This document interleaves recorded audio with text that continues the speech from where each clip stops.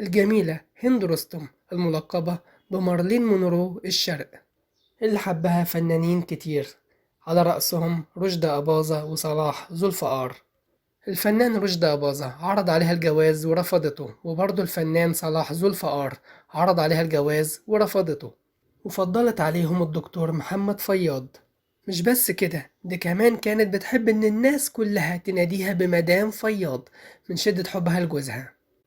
أما الدكتور محمد فياض فكان على ثقة كبيرة بأعمال زوجته الفنانة هند رستم، وكان بيدعمها وما بيعترضش على أدوارها.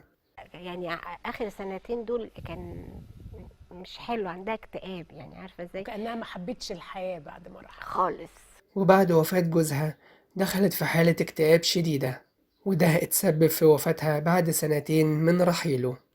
وكمان علشان جوزها وعلشان بنتها اللي أنجبتها منه اعتزلت الفن سنة 1977.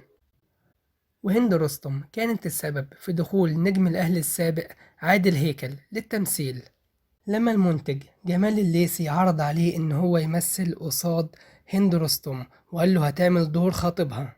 وأول ما عادل هيكل سمع الكلمتين دول قال طب يلا على الأستوديو. وبمناسبة الحديث عن الكورة، فكانت هند رستم زملكاوية جدا بحسب تعبيرها، لما قالت لمجلة الكواكب سنة 1965 أنا زملكاوية جدا، وكنت في لبنان لما فاز الزمالك في إحدى المباريات على الأهلي. وقتها بنتي كلمتني في التليفون بتبشرني بالخير رغم إنها أهلوية، ولقيتها بتقول لي مبروك يا ماما انتوا كسبتوا 3-0. والفنانة هند رستم اتجوزت مرتين، المرة الأولى من المخرج حسن رضا، والمرة التانية من الدكتور محمد فياض، وعملت حوالي 100 فيلم.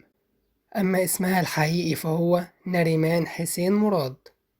أما دخولها لمجال التمثيل فكان صدفة. هند رستم كانت رايحة مع واحدة صاحبتها، كان عندها اختبار تمثيل لاختيار وجوه جديدة لفيلم أزهار وأشواك اللي اتعمل سنة 1947.